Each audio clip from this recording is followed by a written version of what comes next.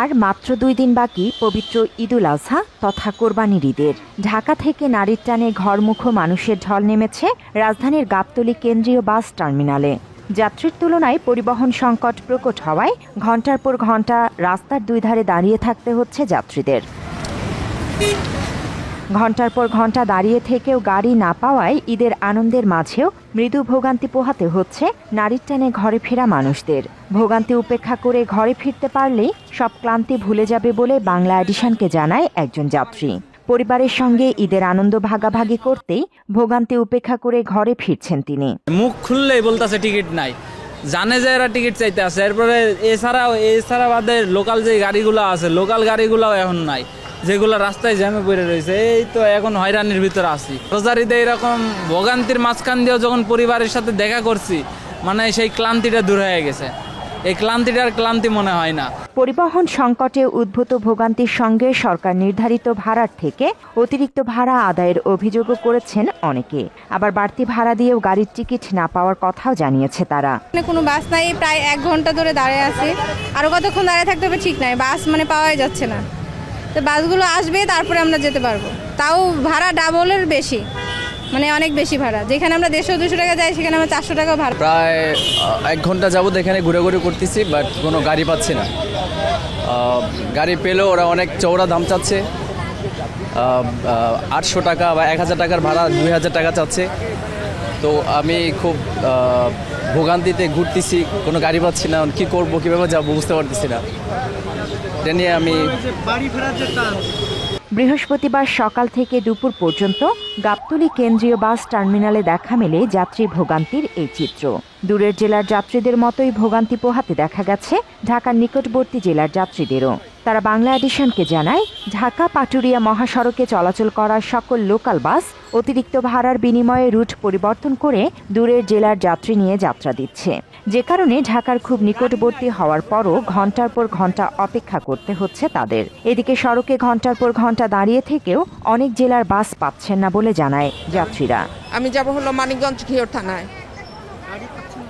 না গাড়ি পাচ্ছি না। যাওয়াবার একটা পাওয়া গেলে ওটা অন্য ডিস্ট্রিক্টের গাড়ি, ওনারা 300 টাকা ভাড়া চেয়েছে, কিন্তু নামাই দেবে আমাদেরকে বরঙ্গাইলে।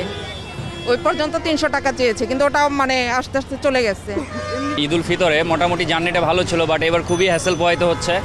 প্রথমত আমার ট্রানজিট ছিল ঢাকাতে, আমি ঢাকাতে এসে বাস চেঞ্জ করে ঠাকুরগাঁওয়ের উদ্দেশ্যে রওনা দিব। সো আমার বাস আসতে লেট করে, এই বাস ছেড়ে দেয়।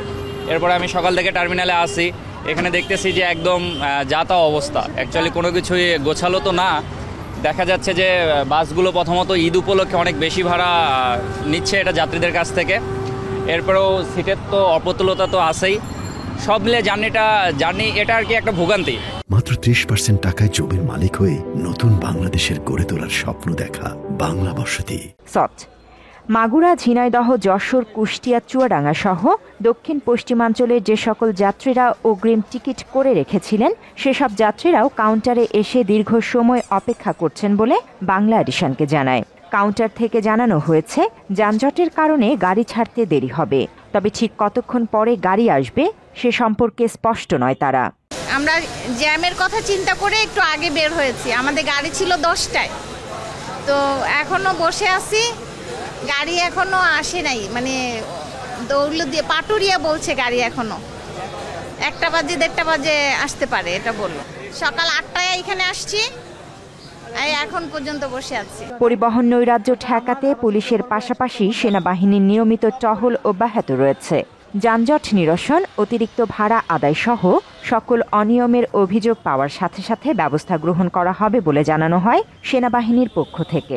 মানুষ যাতে নিরাপদে এবং স্বস্তিতে এইবারের ঈদ যাত্রাটা সম্পন্ন করতে পারে, সেই জন্য আমরা কাজ করে যাচ্ছি এবং আগামীতে আমরা ভবিষ্যতে কাজ করে যাব। গাবতলী বাস টার্মিনালের ভিতরে কোনো রকমের সরকারি নীতিমালা ব্যতীত কোনো ভাড়া নেওয়া হচ্ছে কিনা, সেই ক্ষেত্রে আমরা কোনো কমপ্লেন পেলে সেই অনগোয়িং যে টহলটা থাকছে, সেই টহলটা গিয়ে বা পেট্রোল টিমটা গিয়ে সেই জিনিসটাকে আমরা ম্যাজিস্ট্রেটের সহায়তা নিয়ে ম্যাজিস্ট্রেটকে নিয়ে আমরা আইনানুগ ব্যবস্থা গ্রহণ করছি এবং যাত্রীদেরকে তাদের অতিরিক্ত ভাড়া আদায়ের যে টাকাটা রয়েছে সে টাকাটা আমরা ফেরত দিয়ে দিচ্ছি।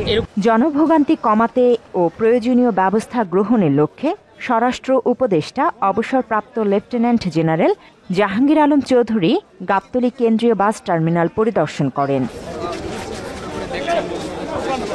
বৃহস্পতিবার গাবতলী, যাত্রাবাড়ি, মহাখালী, আবদুল্লাপুর সহ রাজধানী থেকে বহির্গমনের প্রায় সকল সড়কেই ঘরমুখো মানুষের উপচে পড়া ভিড়ের তথ্য জানা গেছে। তবে পরিবহন সংকটে উদ্ভূত ভোগান্তি ও অতিরিক্ত ভাড়া আদায়ের অভিযোগ ব্যতীত চুরি, ছিনতাই, প্রতারণার মতো অপ্রীতিকর ঘটনা ঘটেনি বলে জানা যায়। Desk report, Bangla addition.